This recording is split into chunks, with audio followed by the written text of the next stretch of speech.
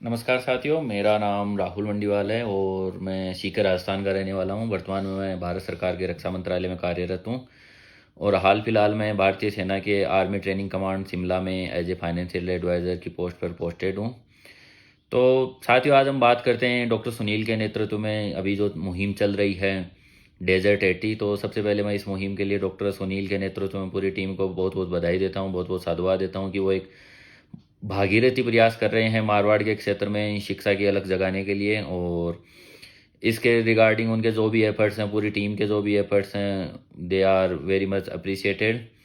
तो जैसे हम बात करें, तो अगर हम अपने मारवाड़ क्षेत्र की बात करें तो हमेशा से किसी न किसी फील्ड में मारवाड़ हमेशा आगे ही रहा है। लेकिन शिक्षा के क्षेत्र में या तो हमारी भौगोलिक परिस्थितियां मान लो या सामाजिक परिस्थितियां मान लो कि शिक्षा के क्षेत्र में पिछले 5-10 साल में देखें तो मारवाड़ क्षेत्र आगे आने लगा है। और जो पिछड़ापन है शिक्षा के क्षेत्र में एक तरीके से माना जाए तो उसमें सबसे ज़्यादा नुकसान हो रहा है हमारी बेटियों को। क्योंकि कहीं ना कहीं आज भी ये थोड़ा समाज की सोच है, जो कि मैं ये नहीं कहूँगा कि उचित सोच है, कि बेटियों को हम बाहर पढ़ने के लिए उतना ज़्यादा प्रोत्साहित नहीं कर रहे हैं। तो उस मुहिम में अगर ये देखें तो डॉक्टर सुनील के नेतृत्व में टीम डेजर्ट 80 ने जो मुहिम चलाई है कि गांव में ही उनको अच्छी शिक्षा मिल जाए या गांव में उनको एक स्कॉलरशिप के माध्यम से उनके अच्छी शिक्षा की व्यवस्था हो जाए, तो वो एक बहुत ही अच्छा कदम है।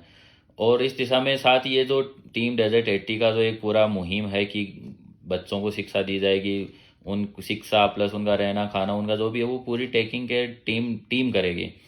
तो इसमें जो गरीब परिवारों के बच्चे हैं, खासकर बच्चियां, उनको बहुत ज़्यादा फायदा होगा। वो अपने जो भी सपने हैं, अगर डॉक्टर बनने का अगर किसी ने ख्वाब देखा है तो उस सपने को सच साबित करने के लिए टीम अपनी तरफ से पूरा कार्य कर रही है। और अगर हम ओवरऑल बात करें तो शिक्षा ही एक ऐसा माध्यम है जो जिसके माध्यम से हम अपनी सामाजिक और वित्तीय परिस्थिति को चेंज कर सकते हैं। शिक्षा के माध्यम से अगर हम सामाजिक वित्तीय परिस्थिति के अलावा भी बात करें तो ओवरऑल एक मनुष्य का ओवरऑल विकास होता है। हमारी चीज़ों की समझ बढ़ती है, सोचने का दायरा बढ़ता है, जो कहीं ना कहीं समाज की और पर्सनल भलाई के लिए एक अच्छा कदम है। तो शिक्षा का महत्व यही है कि मैं अपनी खुद की बात कर लूँ तो मैं एक गांव से संबंध रखता हूँ। मेरा गांव सीकर में नेचवा तहसील में आता है। छोटा सा गांव है मेरा, 70 घर हैं टोटल मिला के गाँव में। लेकिन शिक्षा ही एक ऐसा माध्यम है जिसकी वजह से, जिस शिक्षा को प्राप्त करके मैं आज इस मुकाम पे पहुंच पाया हूँ। तो शिक्षा के मैं हालांकि इस मामले में लगी रहा कि मेरे पेरेंट्स पढ़े लिखे हैं। मेरे पिताजी एक सरकारी स्कूल में लेक्चरर हैं, मेरी माताजी आंगनवाड़ी में कार्य करते हैं। तो मेरे पेरेंट्स का सपोर्ट मुझे था, इसी वजह से हम दोनों भाई बहन पढ़ पढ़ लिख के जीवन में कुछ मुकाम हासिल कर पाए। लाइक मेरी दीदी हैं, वो डॉक्टर हैं। हो अब मैं इस मामले में लकी रहा कि मेरे पेरेंट्स का मुझे सपोर्ट रहा। मेरी सामाजिक और आर्थिक परिस्थितियाँ इस हिसाब से थी कि मैं पढ़ पाया। लेकिन हर किसी की परिस्थितियाँ ऐसी नहीं होती कि वो एक लेवल के बाद पढ़ पाए। तो उस मामले में उस हिसाब से जो ये एफर्ट्स अभी शिक्षा क्षेत्र में टीम डेजर्ट 80 अपने क्षेत्र में चला रही है वो सराहनीय है। कि इन एफर्ट्स के माध्यम से उन मेधावी छात्रों को सहयोग मिलेगा, उन मेधावी छात्रों को एक जीवन में अपने करियर में प्रोग्रेस करने के लिए एक सीढ़ी मिलेगी, जो कहीं ना कहीं इस चीज़ की वजह से वंचित रह जाते हैं। और हम समाज में देखते भी हैं कि कई मेधावी छात्र होते हैं कि वो अपने करियर में उस लेवल पे जस्ट बिकॉज इसलिए नहीं पहुंच पाते कि उनके पास संसाधनों की कमी है, उनके पास एक प्रॉपर गाइडेंस की कमी है।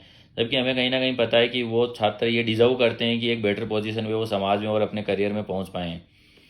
तो इस दिशा में डॉक्टर सुनील चैत्रवाल के नेतृत्व में टीम आगाज एंड टीम डेजर्ट 80 अपने क्षेत्र में जो ओवरऑल शिक्षा के क्षेत्र में अलग जगाने का प्रयास कर रहे हैं। लाइक जैसे मैं सुनील चैत्रवाल से एक दिन बात कर रहा था तो वो अपने टीम आगाज के नेतृत्व में जो अभी इनिशिएटिव चल रहा है, library chain of libraries open करने का इनका एक लक्ष्य है। उस क्षेत्र में 1-2 लाइब्रेरीज ओपन भी कर चुके हैं। जैसे उन्होंने मुझे वीडियो के माध्यम से दिखाया था कि एक किसी गांव में शहीद राजेश बिश्नोई के नाम से एक लाइब्रेरी ओपन की गई है, जो वातानुकूलित लाइब्रेरी है, जिसमें बच्चों को पढ़ने लिखने के लिए सुविधाएं भी दी गई हैं। तो इसका फ़ायदा ये है कि एक तो हमारे पास गांव में, जिस गांव में हम रह रहे हैं, जिस जगह रह रहे हैं, वहाँ ओवरऑल एक कॉम्पिटिटिव माहौल बनता है पढ़ाई करने का।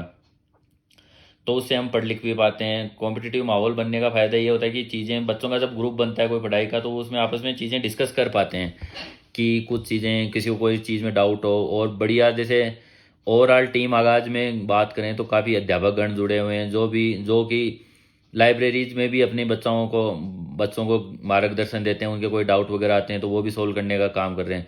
तो ओवरऑल एक काफ़ी अच्छा इनिशिएटिव है और मैं अपने आप को एक मतलब भाग्यशाली मानता हूँ कि कहीं न कहीं प्रत्यक्ष या अप्रत्यक्ष रूप से मुझे इस इनिशिएटिव से जुड़ने का मौका मिल रहा है।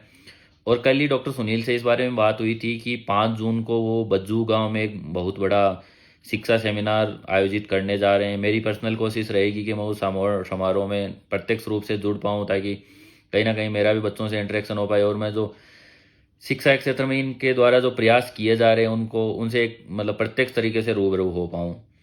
तो अंत में मैं यही कहना चाहूँगा कि शिक्षा के क्षेत्र में जितने प्रयास किए जा रहे हैं वो सराहनीय हैं और हमारी यही दुआएं हैं, यही उम्मीदें हैं कि डॉक्टर सुनील के नेतृत्व में और उनके साथियों के नेतृत्व में टीम आगाज़ और टीम डेजर्ट 80 जो भी प्रयास कर रहे हैं उनको हम आगे लेके जाएंगे और मारवाड़ के क्षेत्र से शुरू हुई शिक्षा की अलग को कहीं ना कहीं पूरे राजस्थान में फैलाने की कोशिश करेंगे।